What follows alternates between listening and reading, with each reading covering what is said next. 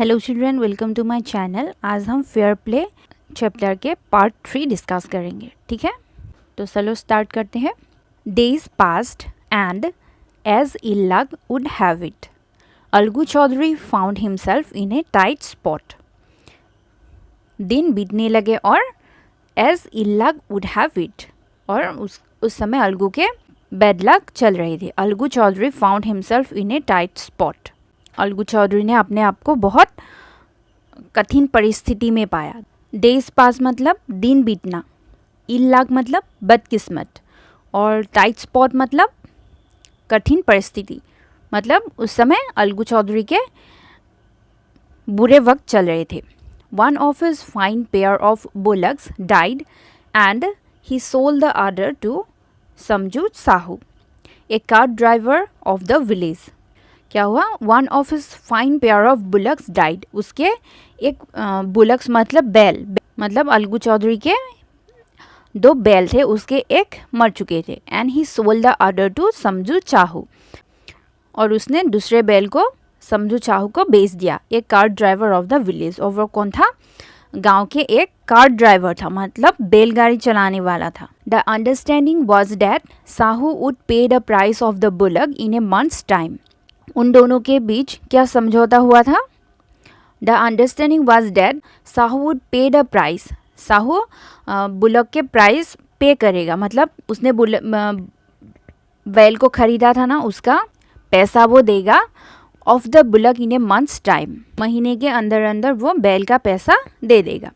It so happen that the bullock died with in a month, और क्या हुआ? It so happen मतलब कुछ ऐसा हुआ, जो बैल उसने खरीदा था समझू चाहू ने, वो महीने के अंदर ही मर गया।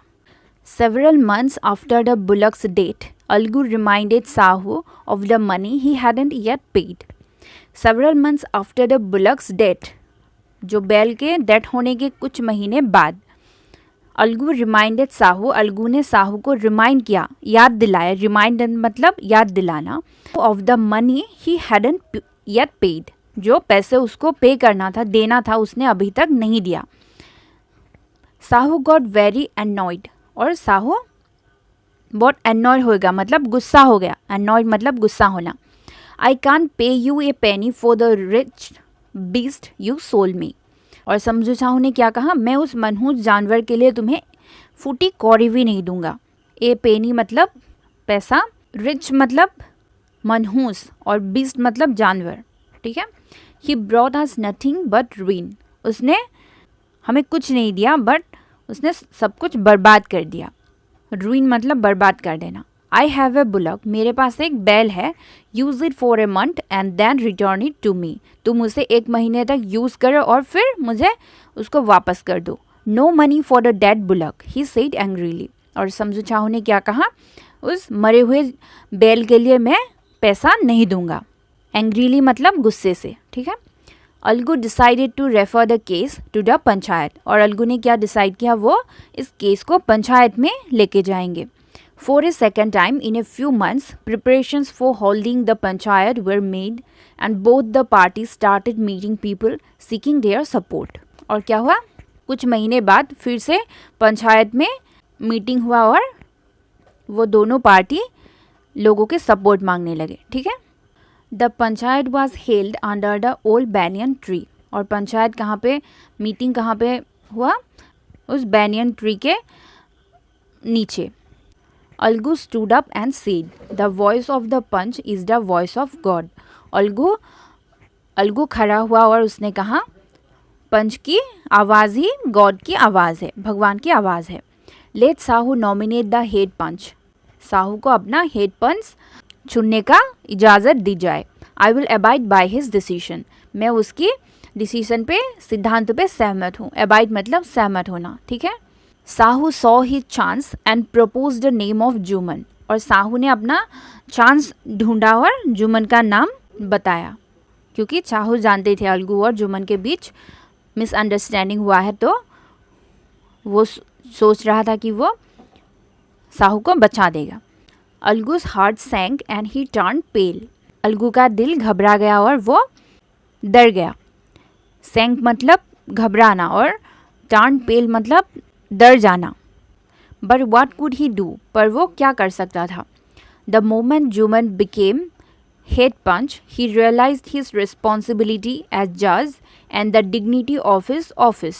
The moment Juman became head punch, जब जुमन head punch बना, he realized his responsibility as judge.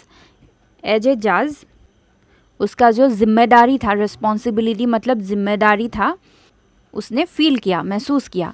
And the dignity of his office, और उसके ऑफिस पे जो उसका सम्मान था, डिग्निटी मतलब सम्मान, उसको उसने रियलाइज किया. रियलाइज मतलब महसूस करना.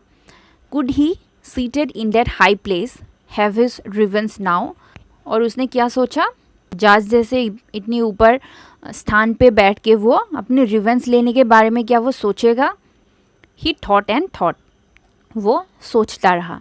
नो ही मस्ट नॉट, नहीं वो ऐसा नहीं करेगा. Allow his personal feelings to come in the way of speaking the truth and doing justice.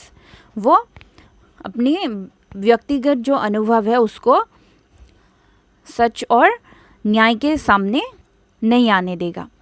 ठीक है, जस्टिस मतलब न्याय. उसकी जो पर्सनल जो जुमन के साथ मिसअंडरस्टैंडिंग है, जो दुश्मनी है, उसको न्याय के बीच में वो नहीं आने देगा.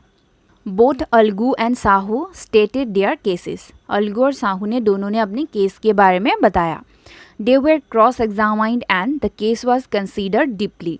उन दोनों को क्रॉस एग्जामाइंड मतलब सवाल पूछने लगे, और कंसीडर डीपली मतलब विचार किया, गहराई से विचार किया उन दोनों के केस को. कंसीडर्ड मतलब विचार करना और डीपली मतलब गहराई. Then Jumman stood up and announced, it is our opinion that Sahu should pay Algu the price of the bullock. और उसके बाद जुमन खड़ा हुआ और बोला, it is our opinion that, ये हमारी ओपिनियन है कि राय है, ओपिनियन मतलब राय, Sahu should pay Algu the price of the bullock. Sahu को अलगू को बैल के पैसे दे देना चाहिए. When Sahu bought the bullock it suffered from no disability और डिजीज. जब साहू ने अलगू से बैल खरीदा था तब उसके बीच कोई असमर्थता और बीमारी नहीं था. कोई भी असमर्थता और बीमारी बैल के नहीं थी. डिसेबिलिटी मतलब असमर्थता और डिजीज मतलब कोई बीमारी. The death of the bullock was unfortunate but Algu can not be blame for it. और जो बैल जो मरा था वो अनफॉर्चुनेटली मरा, दुर्भाग्य से मरा, उसके लिए अलगू को ब्लेम नहीं कर सकते. Algu could not contain his feelings. Algu अपने अनुभव को नहीं रोक पाया. He stood up and said loudly over and over again, victory to the panchayat. Algu ने अपने आप को नहीं रोक पाया और उसने वो खड़ा हुआ और जोर जोर से बोला, victory to the panchayat, this is justice, God lives in the voice of the panch. उसने क्या कहा? यही न्याय है, पंच की आवाज़ में ही भगवान छुपा हुआ है. Soon after, Juman came to Algu, embraced him and said, since the last panchayat, I had become your enemy. और उसके बाद जुमन अलगू के पास आया और उससे कहा, since the last panchayat, last में जो पंचायत हुआ था, I had become your enemy, मैं तुम्हारे दुश्मन बन गए थे. enemy मतलब दुश्मन. Today I realized what it mean to be a punch. आज मैंने महसूस किया कि एक पंच होना क्या होता है. रियलाइज मतलब महसूस करना. A panch has no friend nor enemy. Panch का कोई दोस्त नहीं होता और कोई दुश्मन नहीं होता. He knows only justice. उसे सिर्फ न्याय पता है. जस्टिस मतलब न्याय. Let no one deviate from the path of justice and truth for friendship और एनमाइटी. पंच किसी को भी अपने रास्ते से भटकने नहीं देता, न्याय के रास्ते से भटकने नहीं देता. पंच सिर्फ सच बोलती है. यहाँ पे कोई दोस्त या दुश्मनी नहीं देखा जाता. Algu embrace his friend and vaped. Algu ने अपने दोस्त को जोर से पकड़ा और रोने लगा. And his tears washed away all the dirt of misunderstanding between them. और उनके आंसुओं ने उन लोगों के बीच जो मिसअंडरस्टैंडिंग हुआ था, उनके रिश्ते में जो दरार आया था, वो सब मिट गया. वॉश्ड अवे मतलब साफ कर दिया. ठीक है, तो आज के लिए इतना ही. Till we meet next, take care, bye bye.